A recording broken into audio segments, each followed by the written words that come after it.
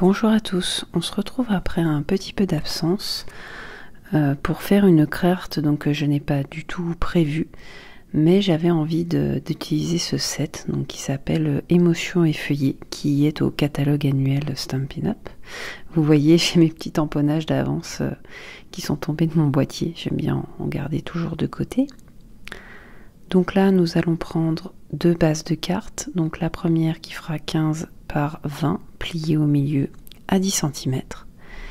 Et ensuite, un deuxième petit rectangle qui lui fait 14,5 par 9,5.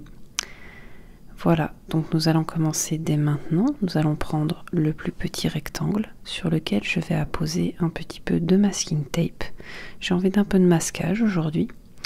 Donc j'essaye de le poser bien droit. Et j'en profite pour coller l'excédent sur le bureau. Comme ça, lorsque je tamponnerai tout à l'heure, le petit rectangle de papier sera bien maintenu sur mon bureau. Voilà. Donc, je vais ensuite m'équiper de 3 pads d'encre différentes, donc différentes teintes de vert en l'occurrence, qui sont sous l'écume. Une autre qui s'appelle trèfle quelque chose et la dernière vert olive. Je prends un bloc acrylique et je viens aussi prendre voilà un tampon. Donc comme vous le voyez, ce sont des tampons mousse que je vais venir coller après avoir enlevé la protection sur mon bloc acrylique. Donc ici pour tamponner, ah oui, je sors mon petit chamois pour nettoyer mon tampon. Donc comme je le disais, pour tamponner, je n'utilise pas de tapis à mettre en dessous puisque la mousse a déjà un effet d'amorti qui permet de faire au mieux le tamponnage. Donc là, je vais venir tamponner un peu au hasard, n'importe où. J'aime beaucoup cette technique, vous verrez à la fin pourquoi.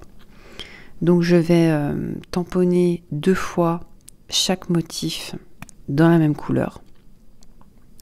Et ensuite, je change. Je nettoie toujours mes tampons tout de suite parce que j'ai toujours peur un peu qu'ils s'abîment si je laisse sécher l'encre dessus. Hein. Ça, c'est mon petit côté maniaque, on va dire. Voilà, je renlève la protection, je recolle et je prends le deuxième pad. J'aime assez ces nouveaux formats de pads d'encre par rapport aux anciens. Je trouve que c'est toujours bien chez Stampin' Up d'avoir cette encre qui a la tête à l'envers, on va dire, puisque ça permet au pad d'avoir toujours l'encre à la surface et donc de bien tamponner. Voilà, je continue. Donc pas d'inquiétude, il ne faut pas hésiter à poser le tampon n'importe où et à le mettre sur le masking tape, puisque vous le verrez après.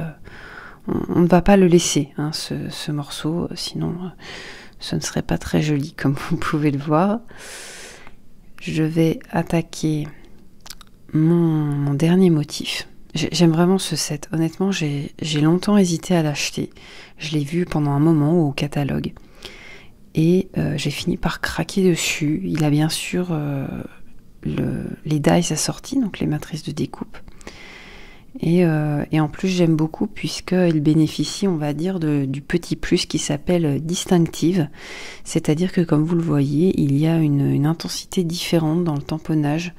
Toute la couleur ne se tamponne pas uniformément et ça donne vraiment du réalisme et de la profondeur, hein, je trouve, à ces tampons. Voilà, donc là j'ai terminé et vous allez voir, je vais retirer alors tout doucement le masking tape, puisqu'il faut vraiment faire très attention de ne pas déchirer le papier au passage.